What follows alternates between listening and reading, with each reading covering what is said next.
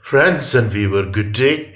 Edgar Allan Poe, who born in Boston, Massachusetts on January 1809, he had written outstanding plays and poetries, and he died on 7th of October 1849. So he had written a very brilliant poetry. The name of this poetry is The Raven.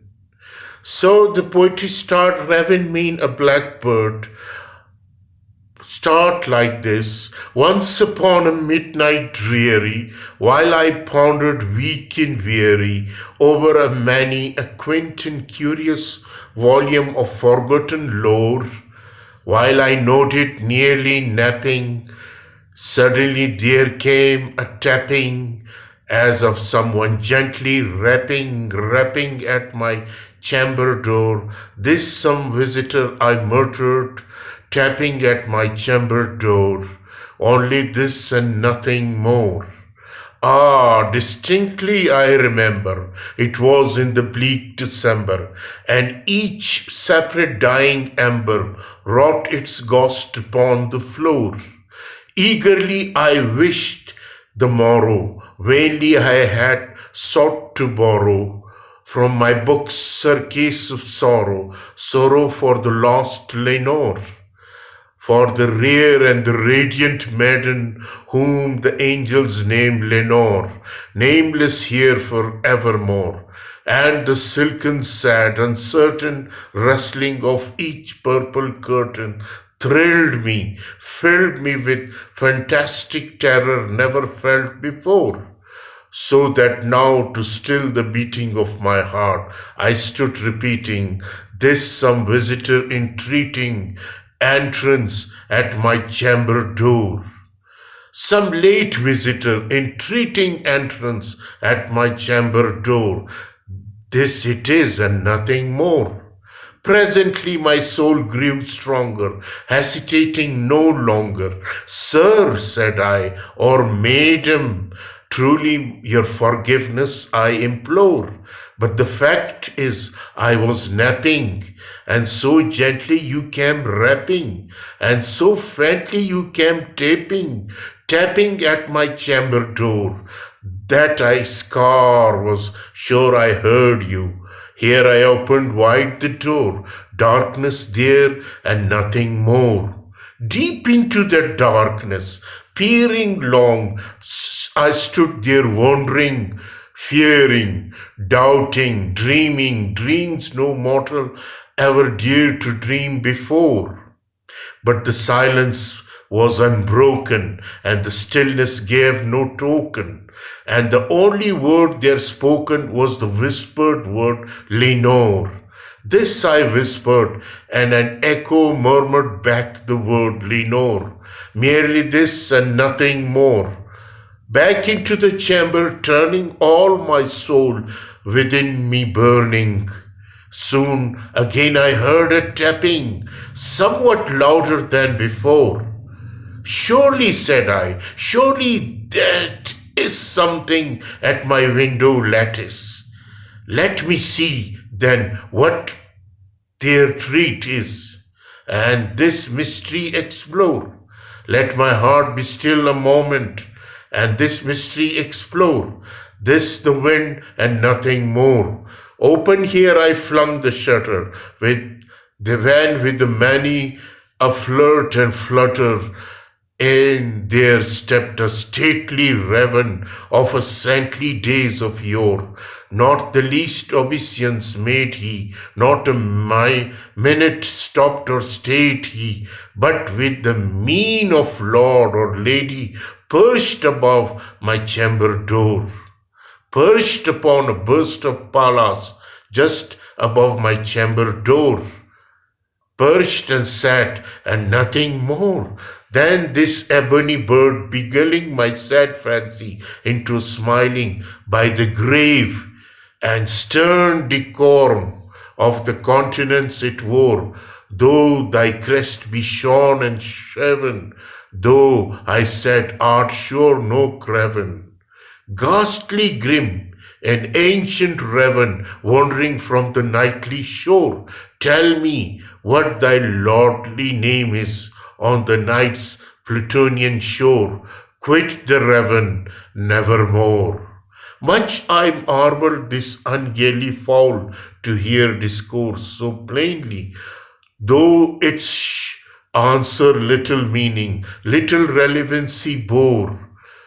For me cannot help agreeing that no living human being yet ever yet was blessed with seeing bird above this chamber door. Bird or beast upon the sculptured bust above this chamber door, with such name as nevermore. But the raven, sitting lowly on the placid boost, spoke only that one word, as if his soul in that one word he did outpour. Nothing farther than he uttered, not a feather than he fluttered. Still I scarcely more than muttered, other friends have flown before. On the morrow he will leave me as my hopes have flown before. Then the bird said, nevermore. Startled at the stillness broken by replies so aptly spoken, doubtless, said I, what it utters is its only stock and store. Caught me from some unhappy master whom unmerciful disaster followed fast and followed faster till his songs one burden bore. Till the dirges of his hope that melancholy burden bore. Oh, never, nevermore. But the raven still beguiling all my fancy into smiling. Straight I wheeled a cushioned seat in front of bird and buzzed and door. Then upon the velvet sinking, I betook myself to linking fancy unto fancy, thinking what this ominous bird of yore, what this grim, ungainly, ghastly, gaunt, and ominous bird of yore, meant in croaking nevermore. This I sat engaged in guessing, but no syllable expressing, to the fowl whose fairy eyes now burned into my bosom's core.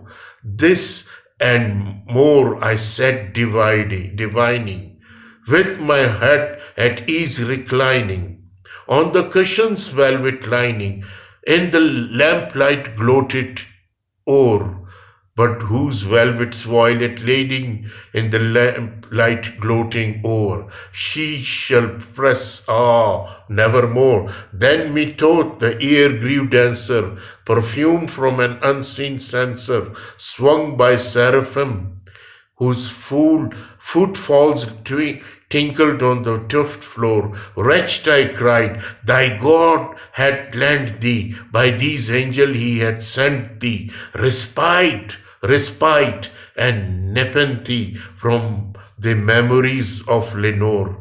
Quaff this kind of nepenthe, and forget this lost Lenore. Quoth the raven, nevermore. Prophet, said I, think of evil, prophet still of bird or devil, whether tempest sent or whether tempest choose thee here ashore, desolate yet all undaunted, on his desert land enchanted, or this home my horror haunted. Tell me truly, I implore, is there balm in Gilead? Tell me, I implore.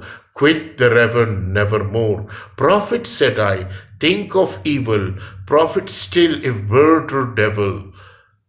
Oh, by that heaven that bends upon us, by that God we doth adore, tell this soul with sorrow laden, if within the distant Eden it shall clasp a scented maiden, whom the angels name Lenore, clasp her rear, and radiant maiden, whom the angels named Lenore, quit the raven nevermore. Be that word or sigh of parting, bird or fiend, I shrieked upstarting.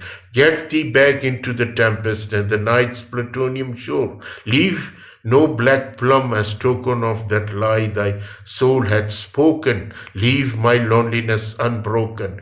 Quit the burst above my door. Take thy break from my heart. Take thy form from my door. Quit the raven nevermore. And the raven, never flitting, still is sitting, and pulled bust of palace just above my chamber door. And his eyes have all seeming of demons that is dreaming, and that lamplight over streaming throws his shadow on the floor. On my soul from out that shadow lies floating on the floor, shall be lifted nevermore. This poem, The Raven, is written by Edgar Allan Poe in 1845. So the summary of this poem is: the raven opens a wintry night in December. The speaker is an exhausted student or a scholar dozing as he reads when he hears a sudden knocking at the door. He opens it, but there is no one there. Startled and increasingly superstitious, he whispers a question, "Lenore." The word is echoed back to him. Back in the chamber, the speaker ponders what this could mean. He hears the tapping again, this time from the window. He thinks it must be the wind, but instead a raven enters and perches on the bust of Pallas Athena, the Greek goddess of wisdom and the arts.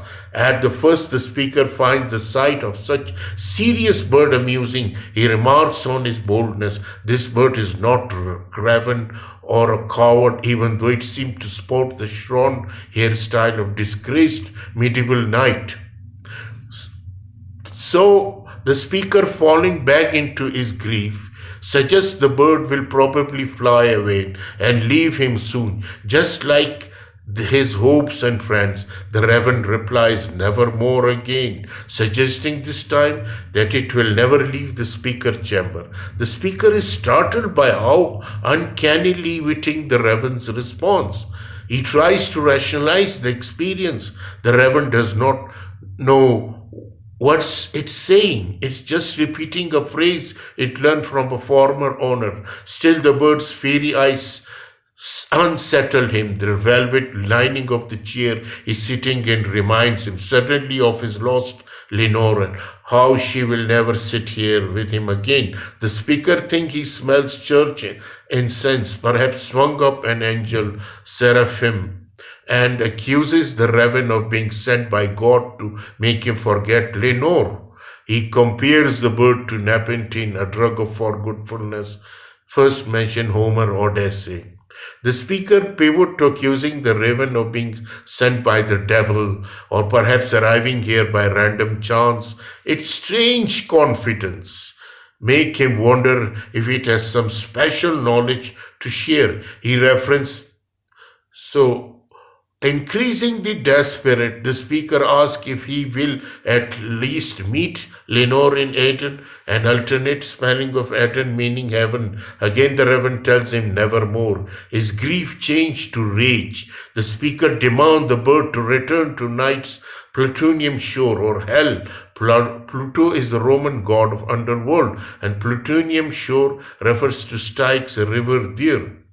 The raven refuses to leave. In the last stanza, the speaker shifts from the past tense to the present. The poem ends with the confirmation that the raven perches still on the bust of Pallas above the speaker's chamber door. So, ladies and gentlemen, the raven is a mysterious black bird who came into the chamber of the author and the speaker, and he, with a very mysterious way, he did not leave. When he was asked to leave his chamber, he again said, nevermore. The bird repeated the same word, nevermore, nevermore. So I hope you will enjoy this poem, The Raven by Edgar Allan Poe.